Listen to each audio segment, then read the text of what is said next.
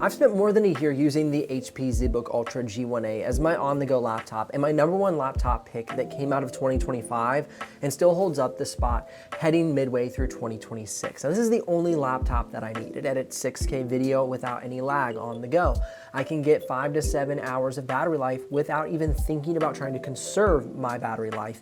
And since I've started getting on more virtual podcasts recently, the webcam is absolutely killer. Now I do have a few gripes about this laptop, which I'll dive into during this video, but for now, let's just get started.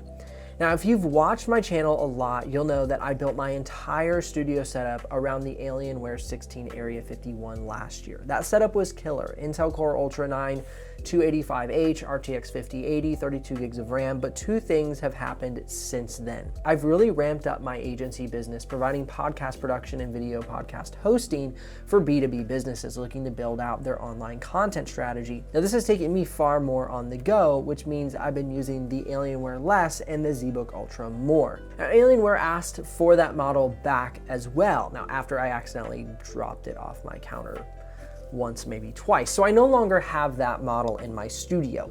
With all that being said, this laptop has now become my all-around laptop that I use every single day. Now this comes with the AMD Ryzen AI Max Plus 395, Strix Halo integrated graphics, which are on par with an RTX 5060 and low total graphics power RTX 5070, 192 gigs of RAM and a 2TB SSD. Now the AMD AI Max Plus 395 did what no other chipset had ever done previously. Dedicated GPU level performance, Strix Halo integrated graphics at near ultrabook battery life capabilities. Now I've needed this more than ever with my recent shift to client work outside of the office. Now couple all of that performance and battery life with 192 gigs of RAM, which is shared with the integrated graphics. And I've had a multitasking AI code writing, video editing workhorse these past 12 plus months. If you're curious about the exact pricing and availability, or you want to make a purchase, head down in the description below and click those links. If you do make a purchase, I'll get a small commission, but at no extra cost to you. But of course, that's what keeps this channel alive and the helpful content coming your way. Let's jump into the performance section for the HP ZBook Ultra G1a. Now the first thing I want to showcase is the 3D modeling benchmarks, and this was really impressive to me. So not only are we getting great performance on the charger, but we're seeing just a bit of a dip in performance while on battery power. So I'll read through these right now. For Autodesk 3ds Max, we see a 228, PTC Creo 273, Autodesk Maya 302, and SolidWorks 182. So that 182 is on par with one of the best SolidWorks scores I'd seen in many years when I used to rave about the Asus Zephyrus G14 being like the #1 SolidWorks laptop that I would pick because it was such a great form factor, had such great features, and of course, at that point, the price point was great. Now this one doesn't exactly have the price point going for it, but at that moment, and still to this day, that's still one of the best SolidWorks scores. So 182 is fantastic. Now, as we unplug from the charger and we're just running on battery power, for Autodesk 3ds Max, we see a 30% dip to 167. For PTC Creo, a 21% dip to 220. For Autodesk Maya, a 23% dip to 238, and then SolidWorks only a 16% dip in performance at 154. So great performance on battery or off battery power. The next one I'm gonna look at is Photoshop, a 9,984, again, a top tier score. And again, this being one of my favorite laptops, it has great performance, great battery life, and an amazing form factor that's durable and really high quality, matching that with almost 10,000 inside of Photoshop. So great performance.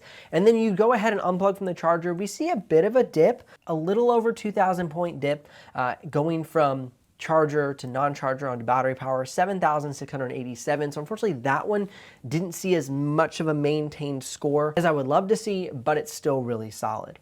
Next, we're going to move on to video editing. DaVinci Resolve, a 9-minute 4K clip placed in DaVinci Resolve, export at full quality 4K settings, 2 minutes and 17 seconds. Premiere Pro, export times. For 1080p to 1080p, 47 seconds. 4K to 4K, 2 minutes and 28 seconds. And then on battery power, 4 minutes and 17 seconds. And then of course, a score that really stands out to me and I get really excited about is going to be the BRAW export time, and that's going to be 12 minutes and 7 seconds. So very excited about that BRAW export time. For me, this is a really important score because I am constantly editing BRAW footage. And so this one really mattered to me. And then if you look at on battery power for the BRAW, it only jumps up about 2 to 3 minutes for that export time, 14 minutes and 58 seconds, which is still a very respectable score, even if it was plugged into the charger. So I was really excited about that. Now going ahead and taking a look at the playback, 4K playback, 0 drop frames, 6K BRAW on performance mode, full quality playback, 68 drop frames. So we did have a few drop frames there, but then if we unplug from the charger and run at half quality BRAW playback in the timeline, we have 19 drop frames. Now if you bump it up to full quality, which to be totally honest, I never edit at full quality, but just to see how this laptop handles it, we see 3,772 drop frames out of this device. So as I've been saying, I've been using this laptop for over a year now, and I had held off this review because I really wanted to thoroughly test it. And I'm curious what your thoughts are on those benchmarks here, even in 2026, sitting with a 2025 model. Taking a look at the battery life, you can definitely see that you can get a number of hours out of this device. However, I would not leave the charger behind. But as I've said, if I'm simply doing productivity work or working in AI or even streaming, I don't have to worry about bringing the charger along for a day's work. But if I'm going to get into Photoshop or video editing, anything more intense, then I'm going to bring the charger with me. Now, when I first started using this device, I did not do a lot of AI work, but recently I've been working extensively in Claude Cowork to build custom tools for my video production workflows, and this device has proven extremely capable of everything I throw at it. When working on AI projects alone, I'll see RAM usage upwards of 35 to 42 gigs while the system is working through complex tasks and coding on my behalf. For me, and I know I might get some hate for this, I'm a big fan of having this much RAM in a laptop. I know a lot of people are frustrated about the AI RAM crisis, and I get it, it's a real problem. And I hope that someone finds a creative solution, but that does not stop my appreciation and enthusiasm for this much unthrottled multitasking. All right, now I'm gonna quickly walk you through kind of what this device looks like in case you're new to the ZBook Ultra, check out the ports, etc. So we have an all aluminum chassis on this device. We have ports on the left side panel, HDMI, 2 USB-Cs. These are not Thunderbolt because this is an AMD device. Headphone jack, and then of course the Poly Studio branding. We'll get into that more a little bit later. On the other side, we have a Kensington lock because this is considered more of an enterprise device, and those usually come on enterprise devices. USB-A and a USB-C. We have some downward facing kind of speakers that come out of the side here and our large vent along the bottom. So really nice rounded edges, very comfortable to hold it in my hand, 14-inch form factor. Overall, just great on-the-go carry device, very professional, discreet look. They've done it very well. Now, there is no upgrade to the RAM. That is soldered RAM because, again, it is shared between the GPU and the whole, kind of CPU and whole system. What you will notice, though, is an upgradable SSD, a full-size SSD inside of this device. So if you want to take it from, say, 1 or 2 terabytes, you can go ahead and upgrade it from there. You can see barely these 2 fans through the grate, but we'll pull off the bottom cover, show some B-roll of what this device looks like on the interior. I did drop this device off the front of my desk, which is a standing desk. Seems to be a common practice of mine, hence the Alienware as well.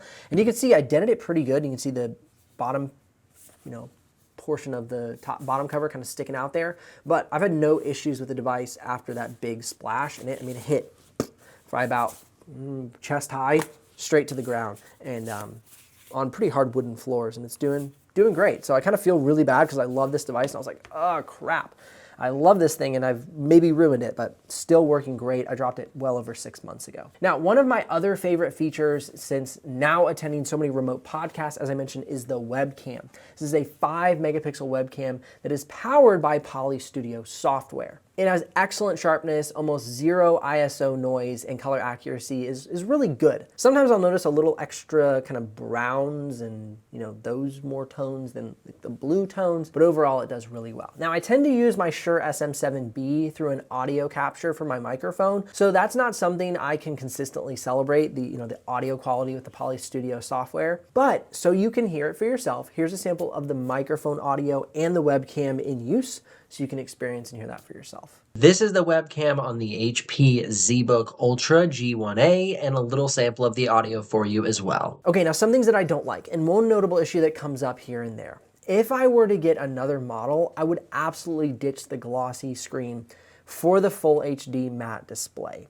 It's great to have color accurate display with deep colors and peak brightness, but I really don't like glossy displays. In fact, I downright hate them. And I'd have to say, I could go without it. Plus it appears that on the HP website, you can save about $300 by not adding that additional $300 OLED display. Now, next is the screen flicker issue. I have noticed on the ZBook Ultra that when I get it really cranked up, either exporting 6K video or working in Claude Cowork, coding a project, or multitasking, working in Google Chrome, my screen starts to flicker. And quite a bit, I might add. I did a little digging on this, and from what I can gather, the screen flickering on devices with the AMD Ryzen AI Max Plus 395 processor and its Radeon 8060S integrated graphics is typically tied to the driver conflicts or hardware acceleration bugs in the browsers and UI rendering. I found a bit of conversation about this around the Frameworks devices, either the 13-inch laptop or the mini tower that has the same AI Max Plus 395 chipset. So something to note there. I'm hoping that maybe in the 495 version, the 2026 that's gonna launch hopefully later this year, that'll be resolved. But that is something that I have noticed. Now, would this keep me from buying the device in the future? It's hard to say because the performance and usability are absolutely incredible. So as long as this is not an existential issue, which up until this point it has not been, my laptop has not died, it has not given me any trouble other than some screen flicker, I would absolutely buy it again. It's just next level performance, next level usability.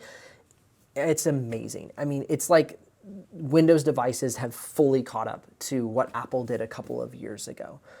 And that for me is everything. Now, as mentioned, they're most likely going to be launching the 495 version this year with the Strix Gorgon integrated graphics. I think it's a terrible name. Strix Halo just sounded much better. But no news of the exact laptops that it is going to be put within. We have brand names like Lenovo, HP, and Asus listed, but nothing in regards to which devices it's going to appear in. Now, on top of everything that I love about this device, it's enterprise ready. So it's HP Wolf security plus AMD's security protocols in their Pro SKU. So if you're an enterprise person looking for a device, AMD Secure Processor, Memory Guard, Microsoft Pluton integration, Windows Secured Core PC support, firmware TPM. I mean, you got everything you need. This video is not sponsored by AMD or HP. It definitely should be. I digress. So that whole enterprise rant is just throwing out some extra value that this device adds for viewers looking at the enterprise perspective of this device. All right, now let's look at how much this thing costs and what are some other SKU options available, like say Asus or other models that have this AI Max 395 device. What the HP ZBook cost, I got no cussing idea. Are you cussing with me? No, you cussing with me? Don't cuss and point. You're gonna cuss with somebody. You're not gonna cuss with me, you little cuss. Me. Like just straight up. I see price points on Best Buy of like $8,000. I've seen it on HP for a retail price of $10,000, but then I find it on Amazon for about $3,400, and I find it at Micro Center for like $2,999. And then CDW's got it for $8,000, and HP's website's on sale for $4 or $5,000. Like this is probably the thing that I hate most about the laptop and HP's pricing is what's it actually worth? Or better yet, how much should it actually cost? In my opinion, I think a great price point for this laptop is that $3,000 to $4,500 range. I would look out for it at that price point. I don't think you should spend $8,000 on this laptop, especially, now let's talk about the alternatives, when you can get the Asus ProArt PX13 GoPro Edition, same specs, 128 gigs of RAM, integrated graphics, same processor, everything for $3,000.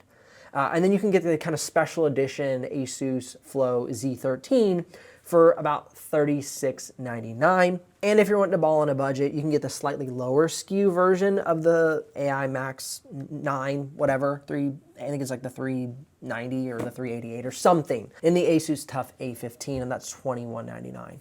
But for me, I would go with the PX13 with the full spec out. So between the HP ZBook and the PX13, I would honestly lean towards the HP only because I love that webcam, and being that really does a great job during my podcast appearances and it's very convenient, like that's a big motivator for me because between the PX13 and the ZBook, they both have upward facing speakers, they're both aluminum chassis, they've kind of got all the bells and whistles that you need. And so I would really look at this from a price point standpoint. If they were both $3,000, I would get the ZBook, but finding it for that price isn't always the easiest thing to do. So you might end up getting the PX13. Remember, links are in the description below. This is the best laptop that I've tested. I don't know what's gonna overthrow it even this year. And man, I hope you guys enjoyed this and consider making a purchase. I'll see you in the next video.